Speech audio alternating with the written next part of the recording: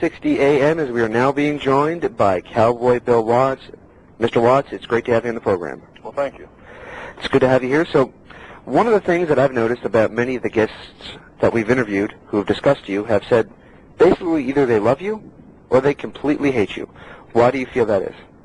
Well, I think it's because I've had an effect on life. You know, whatever I've done very passionately.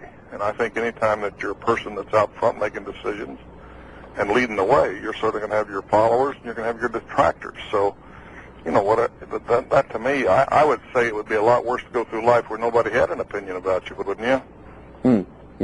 Absolutely. Being a never was been. Right. Well, you have people, like I said, who say the nicest things about you, and some say they're not so nice. One of the ones that we had on who is kind of associated with the site is Lanny Poffos, who describes you as the halo to Ole Anderson's horns. Well, Lanny Poffos would always have a way of putting something that would be different, I would say that for sure. Well, what did you think of working with Lanny and, of course, his brother Randy? I enjoyed working with Lanny. I worked actually with Lanny more than Randy. Randy I worked with when he was playing pro baseball, and they forbid him to wrestle, so we had him wrestling under a mask, so they couldn't tell who he was. And so I really enjoyed that. And then the next time I saw him, he was in Atlanta. By then he juiced up and was big on steroids, but he was quite a bump taker.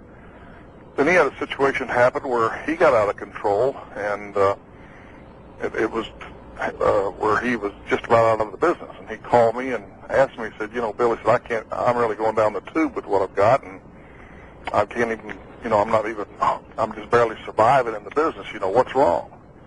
And so, you know, when they see, that's what I mean, he at least sought out something and was willing to take the medicine of what he asked to find out. And so I told him, I said, well, you know, you can't do business the way you are. You can't go around threatening people with guns and pistol whipping people and all these things that you're doing. It's just not going to work. It's crazy, and you're going to be outside the mainstream, and what you've got's not working. It's not going down, and so, you know, that's where it is. So bottom line, he listened, and we talked, and I fixed him up and got his problem solved, where he apologized to the people he was in conflict with and went back to work and did great. And to his credit, he called on me after he was making all the big money with Vince, and he said, Cowboy, I just had to call you and tell you how much I appreciate what you did for me, because if you hadn't done that, I wouldn't even be in the business, and I wouldn't be making this money today. So, you know, that's the kind of thing. See, a lot of people have stories on me, and they don't even know me. Right. And they repeat a bunch of stories and a bunch of garbage about things they don't even know. Right. Because, you know, there's always, you know, I'm not saying that certainly that I did everything right. There's many things I did that were not right. I had a very self-destructive streak, too, but there's a lot of things that I was able to help and influence people's lives in this business.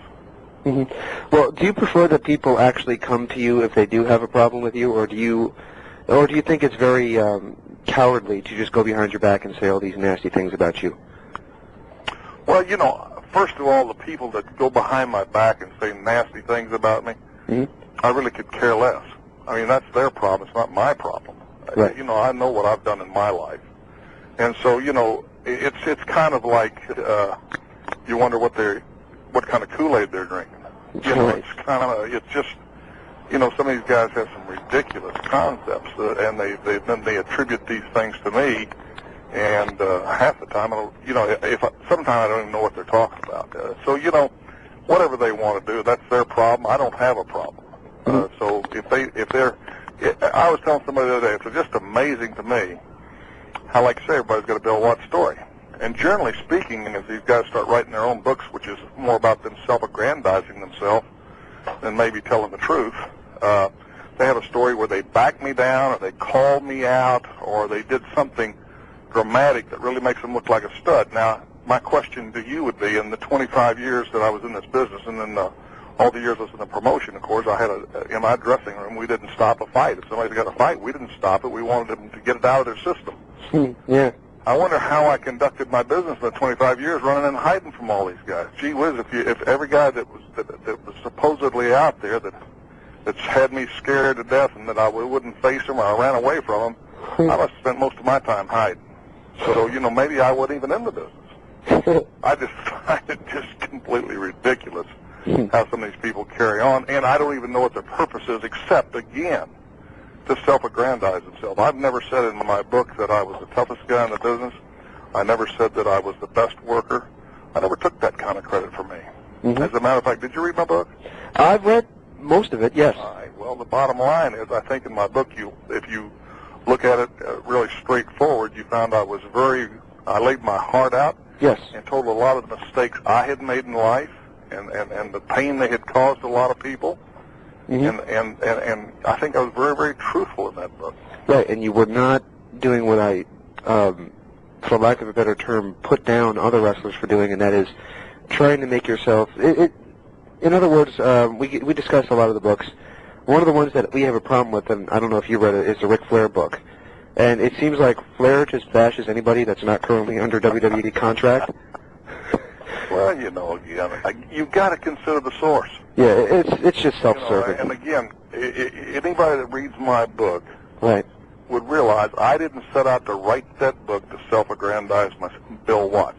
Right. I had a higher purpose. I wanted to give something back in life. At this point, I'll be 67 years old May the 5th. Oh, wow.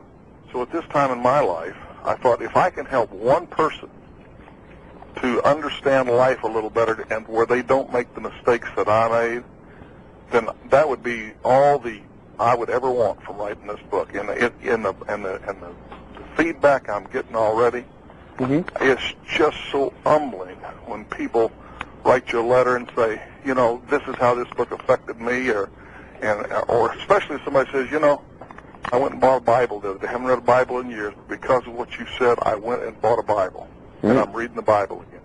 Something like that, you see, to me has tremendous value. And to me, now we're talking about the purpose of why I wrote the book. Mm. Now, one of those guys who had called you out, and whether or not it was justified, was Jake the Snake Roberts. We spoke about him for a while. Jake the Snake, because he's so noted for calling people out, isn't he? Jake the Snake, I don't know of anybody Jake the Snake's ever called out. I mean, first of all, Jake the Snake, I don't know if he could whip anybody. I never saw anybody I thought he could whip, and I don't know if anybody was ever afraid of Jake. So, and is Jake known for being stable, or is he known for having a real serious drug abuse problem? So would you think that Jake and his story, it might just maybe it's, again, when you're talking about Kool-Aid somebody's drinking, mm-hmm. I think Jake could be one that would really be right there that might have a problem with reality. Yeah. He actually The only thing I'd say about Jake is he's aptly named. He's very aptly named. He's Jake the Snake. It's like, trust me, you know. Come on, guys. And, you know, let me say this. If we're going to sit there and interview about everybody that's talked about... No, we're not going to do that. Don't worry about it. I'm not interested in your interview. Oh, we're not going to do that. That's not the way I want to go. If you want to talk about my book or my life or something like that, then we can proceed. But I think we've gone enough down this trail that has no return. Actually, I wanted to ask you a little bit about your religious... you mentioned it briefly. I was kind of touched in the book about how you talk about your religion. Looking back, is the wrestling business, as Vince Russo put it, evil? Well, why don't you make your own decision, because it doesn't make any difference what I think, it's what you think. And with me, it would be a simple matter is, let's say, would you just sit there and maybe help me by saying, give me 10 things that the wrestling business today is pro-God about. I don't know, you got Vince McMahon sitting there telling you that he is God. Do you believe it? No. Well, then what's the problem? I'm asking you what you believe. I could care less what Vince believes or anybody else. I just asked you a question. You asked me if it's evil. I didn't say it was evil. Right. I said it's against God. But the bottom line is, tell me 10 things about the wrestling business today that's pro-God. Let me make it easier for you, okay? I don't want to stump you. Give me 5 things that is pro-God.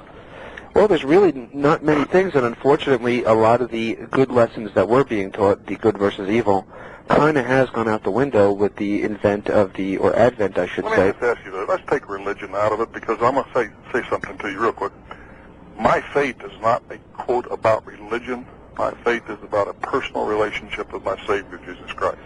See, I think the Bible is about a deep personal relationship. I think it's God's revelation of himself to his creation, because he desires a relationship with us.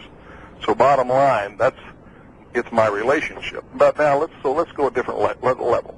Okay. Let me ask you this. If you were a serious father and you had children that Yes. were of an age where they would watch professional wrestling, give me 10 positive things that you think wrestling, by watching that wrestling, that they gain for life that would really help them morally or ethically.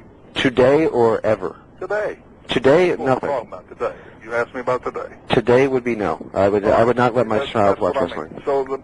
So I think it says it all. In other words, it's gone beyond the pale, and yet it still calls itself family entertainment. And I watched Vince's interview with Bryant Gumbel or whoever he interviewed with, or Bob Costas, and Vince is a forceful talker, and he's not intimidated by these guys. But I mean, how could you sit there and buy that garbage about what he was saying that they're doing and ratings-wise and yada, yada, yada, yada, and still then think that what they're promoting, because let me ask you this, do they promote